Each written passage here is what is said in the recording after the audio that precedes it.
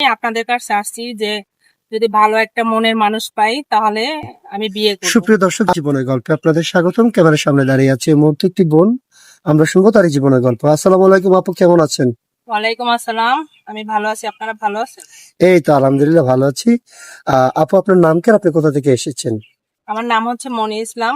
আমি বাড়ি হচ্ছে সিরাজগঞ্জ। সিরাজগঞ্জ আপনার বাড়ি। আপনার ফ্যামিলিতে কে কে আছে? আমার আমার ফ্যামিলিতে মা আছে, বাবা আছে আর একটা ছোট বোন আছে। আপনার মা, বাবা, ছোট বোন।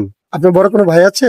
না, আমার কোনো ভাই নাই, বাবা অসুস্থ, বিছানায়। ও আচ্ছা, তাহলে আপনার বাবা যেহেতু অসুস্থ, বিছানায়, আপনার ফ্যামিলিতে বড় কোনো ভাই নেই, তাহলে আপনার সংসারটা চালাই কি? আপনার আম্মু কাজ করেন?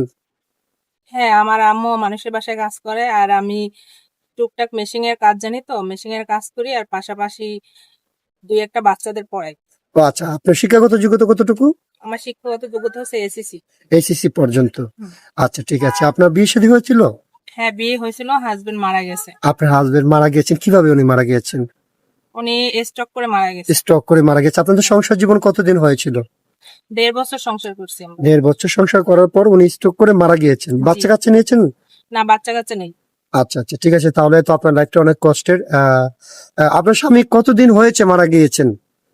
আমার স্বামী মারা গেছে 3 বছর হয়েছে। 3 বছর হয়েছে মারা গেছে। তারপরে বিয়ে শাদী দেয়নি নাকি বিয়ে শাদী হয়নি? না, পরে বিয়ে শাদী আসলে আমাদের এখানে বিয়ে শাদী আসলে দেখা যায় যৌতুক দেওয়া লাগে, এই জন্য আর কি আমাদের পক্ষে তো আর সম্ভব না যৌতুক দিয়ে বিয়ে দেওয়া। কারণ আচ্ছা হচ্ছে আচ্ছা আমার ঠিক আছে। ফ্যামিলি অনেক গরিব, এই জন্য আমি করবো। আচ্ছা ঠিক আছে আপু, আমি বুঝতে পেরেছি আপনার বেদনা, আপনার কষ্ট। ইনশাল্লাহ সমস্যা নেই। তো আপনি আমাদের এখানে আসছেন একটা বিয়ে শাদীর জন্য। জি যিনি আপনাকে যৌতুক ছাড়া বিয়ে করবেন তার কাছে বিয়ে করবেন। জি। আচ্ছা ঠিক আছে, আপনাকে যিনি বিয়ে করবেন ওনার শিক্ষাগত যোগ্যতা অথবা ওনার বয়স কেমন হতে হবে? ওনার শিক্ষাগত যোগ্যতা বা বয়স নিয়ে আমার কোনো সমস্যা নাই, উনি যেমনই হোক না কেন চাই যে আমাকে ভালো রাখবে, এরকম একটা মানুষ চাই। আচ্ছা আচ্ছা ঠিক আছে আপু, আপনার সাথে যোগাযোগ করবেন কিভাবে? এই যে আপনারা আছেন, আপনাদের মাধ্যমে যোগাযোগ করতে দিলেই হবে। আপনার ব্যক্তিগত কোনো ফোন নেই? না, আমার কোনো ফোন নেই।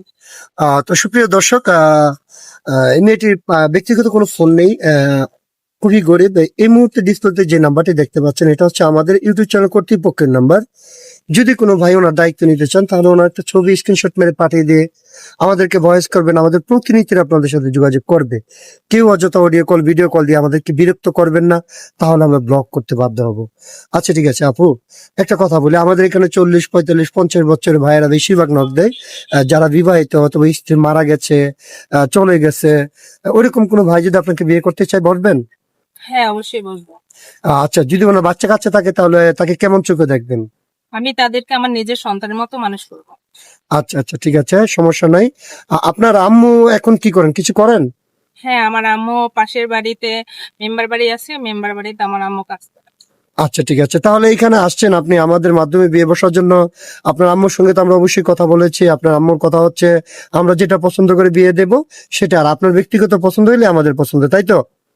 আচ্ছা ঠিক আছে, তাহলে আপনি ভালো থাকবেন, সুস্থ থাকবেন। আল্লাহ হাফেজ।